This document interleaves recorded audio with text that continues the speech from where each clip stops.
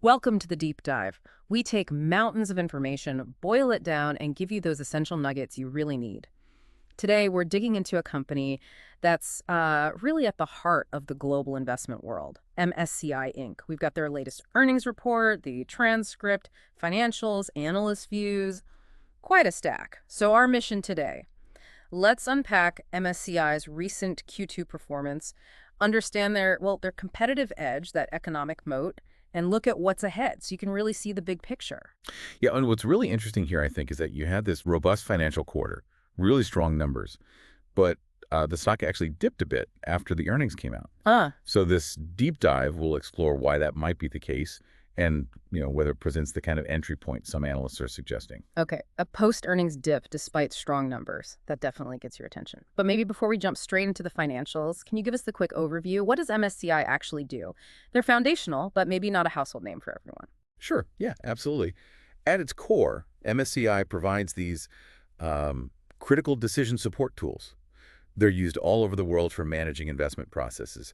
Think of them maybe as the infrastructure behind a lot of investment decisions. They operate through four main segments. First, there's index. This is the big one. They're powerhouse. They create benchmarks, the standards that things like ETS track. They're also used for performance benchmarking, portfolio construction, and their GICS system, that's the global industry classification standard, that's a key license too. It's like the language everyone uses to categorize companies. Okay, the benchmark is good. Okay. Then you have analytics. This segment offers tools for risk management, performance attribution, basically helping investors figure out why their portfolio did what it did, gives them an integrated view of risk and return across all sorts of asset classes. Right. Third is ESG and climate. This is a big growth area, helping institutional investors understand how environmental, social, governance factors impact portfolios, plus providing data for navigating all the increasing regulation around sustainability. Increasingly important. And finally, all other private assets.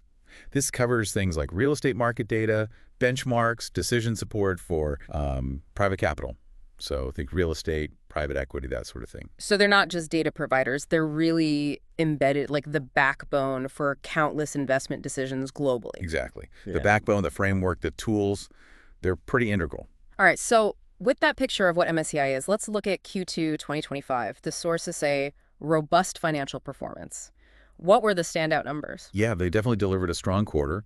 Operating revenues climbed 9.1% year over year. That's $772.7 million. Yeah. And organic operating revenue growth, so growth from their core business, was also impressive at 8.3%. Pretty solid. Very solid. And adjusted earnings per share, EPS, that jumped 14.6% to $4.17.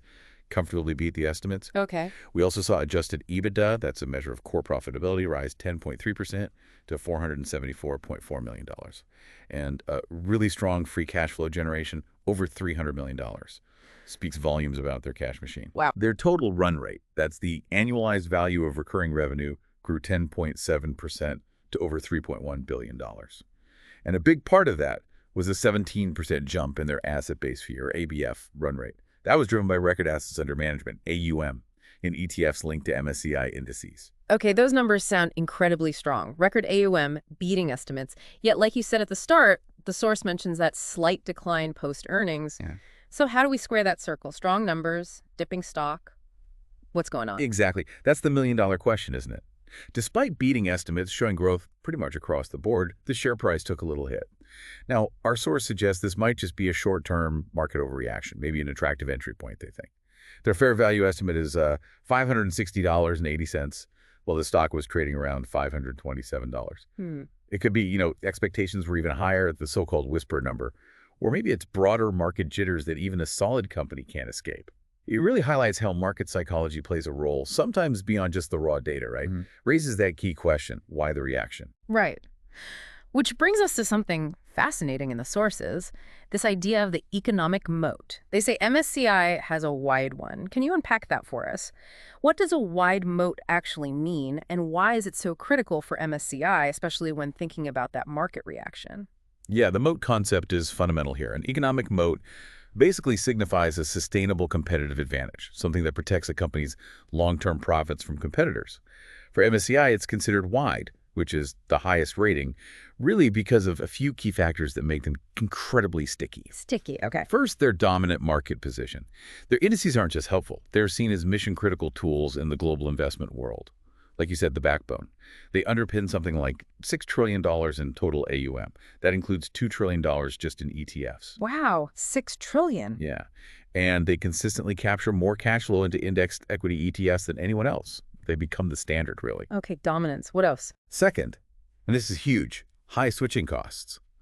Once a client integrates MSCI's benchmarks, their risk models, their data feeds into their own systems, the cost and the sheer disruption involved in switching to another provider are enormous. Right, it's not just changing software, it's changing fundamental processes. Exactly. Imagine trying to rip out and replace the entire plumbing and electrical system of your house while you're still living in it. It's painful. And you see this reflected in the retention rates. Like 96% retention within their active asset management clients. People just don't leave easily. 96%, that's incredibly sticky. It is. Then there are powerful network effects. There are different product lines, indices, analytics, ESG. They actually reinforce each other. The more people use their indices, the more valuable their analytics become, the more demand there is for linked ESG data and so on. It creates this virtuous cycle. Mm-hmm. And finally, intangible assets. Their brand is globally recognized. The reputation of MSCI indices as the benchmark for global and non-U.S. markets is a massive advantage in itself. So it's this combination. Dominance, high switching costs, network effects, brand, making them incredibly hard to displace. That sounds formidable. It really is. It explains a lot about their consistent performance over time. Okay, so they're deeply embedded. But the investment world is always evolving, right? What's MSCI doing to grow, not just defend, that position? Where are the future growth drivers? That's key. They're not just sitting back. They're actively positioning themselves to benefit from some major long-term trends. A big one is the continued shift towards systematic investing. Think passive investing, ETFs, both equity and now increasingly fixed income ETFs too. As more money flows into these products, MSCI benefits directly through those asset-based fees. It's a huge tailwind for them. Makes sense. More indexing means more fees for the index provider. Precisely. They're also strategically expanding their client base, moving beyond just the traditional big asset managers. They're targeting high-growth segments like wealth management, private asset GPs, that's general partners, running private equity funds, and also the fast money crowd, like hedge funds and market makers. And that strategy seems to be working. Those segments together showed 11.5% growth in subscription run rate. Pretty healthy. Okay, new customer types. Yep. And innovation is crucial too. They're pushing hard in areas like private assets, sustainability, climate solutions. They've launched new tools like MSCI Asset and Deal Metrics. They even have a partnership with Moody's on private credit risk assessment. So staying relevant. Right, adapting to new asset classes and demand. Exactly. And finally, just the ongoing globalization of capital markets. As everything is more interconnected, the demand for MSCI's broad global benchmarks and their sophisticated tools just keeps growing. Okay, so it sounds like a multi-pronged growth strategy, not just relying on the core, but no company is perfect. Even with that wide moat, the market clearly had some concerns given the stock dip. The source mentioned a few headwinds. What are those challenges, and how's MSCI handling them? Right, because even wide moats face currents. The source points out a few areas of, let's say, relative softness or concern. First, slower growth in their traditional active asset management client segment. Subscription run rate growth there was more modest, around 6% in Q2. Slower than other areas. Slower than others. Now, MSCI acknowledges this, but they also point to that super high 96% retention rate. And they're trying to offer new things like solutions for active ETFs. Plus, as we just said, they're actively shifting focus to those faster growing client segments. So it's a managed transition, perhaps. Okay, managing the core while growing elsewhere. What else? There were some challenges noted in sustainability and climate and real assets. New sales were down a bit in real assets, and they expect maybe muted demand short-term in sustainability and climate. MSCI seems to view these as more cyclical, market timing issues rather than a fundamental problem. They're adapting their tools here too. So bumps in the road, not necessarily structural breaks. That seems to be their take. Yes. There was also mention of softer overall retention rates in Q2, specifically noted in analytics and sustainability. Some higher cancellations, they attribute this to, quote, lumpy client-specific events, and maybe some budget pressures hitting clients. But they stress that core asset manager retention is still solid. Okay. client-specific issues. Yeah. And then sales environment fluctuations.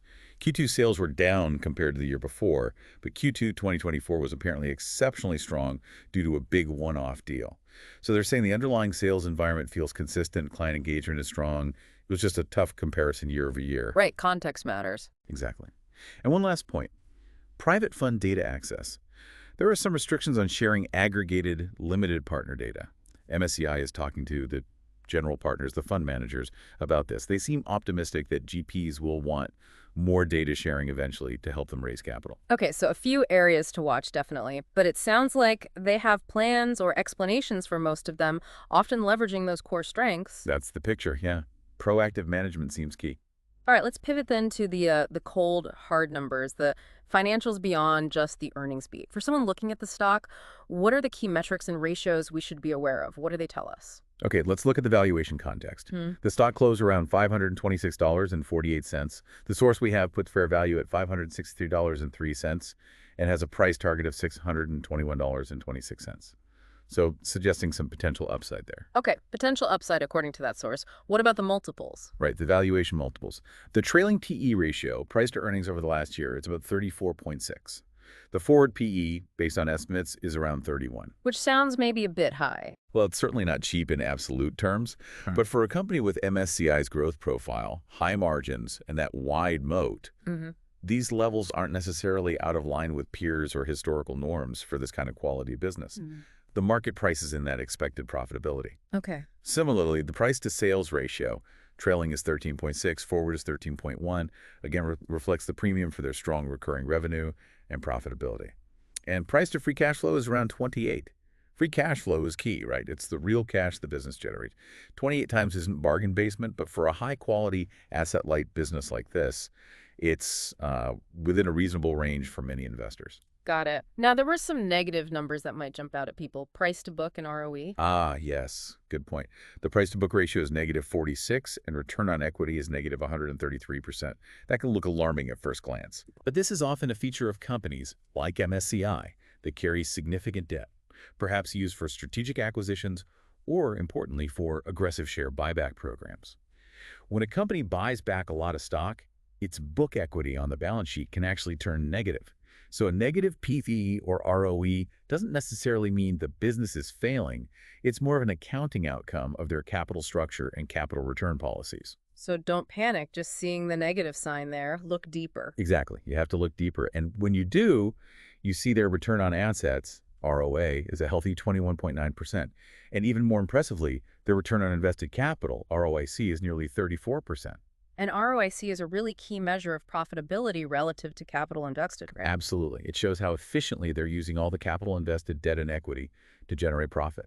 And 34% ROIC is, frankly, excellent. It indicates a very efficient, profitable business model, which fits with the wide moat story. That makes sense. It paints a clearer picture than just the negative ROE. And worth noting, they do return capital consistently, a dividend yield around 1.3%, plus significant share buybacks, nearly $140 million just in Q2. Also saw a note about some insider sales by the COO in June, though Q1 had more insider buys overall. Just data points, part of the whole picture. Indeed. And underlining their confidence, management kept their financial guidance for the full year 2025 unchanged. That signals they believe they can maintain operational leverage, especially if those ETF AUM levels stay high. Okay, so this deep dive has been really insightful. We've seen a company with truly formidable competitive advantages, that wide moat, strong growth drivers ahead, but also facing some headwinds and market concerns they're actively managing. It really makes you appreciate the power of being that embedded infrastructure in the financial world and helps understand why a stock might react the way it does, even with good news. Absolutely. And thinking about that embeddedness in the future, it raises an important question, maybe for you, the listener, to ponder. In this world of rapid technological change, with AI, maybe decentralized finance down the road, how might these truly transformative technologies impact the mission-critical status of established players like MSCI? Even with their wide moat, is their current innovation pace enough to stay ahead of potential paradigm shifts? That is definitely something to think about. How do these giants adapt to the next big thing? Well, we hope this deep dive helps you connect the dots on MSCI and gain a clearer understanding. If you found this valuable, if you want to keep getting these kinds of in-depth focused analyses, please do subscribe to our YouTube channel and hit that bell icon. That way you won't miss our next deep dive. Your support really does help us keep bringing you these unbiased insights.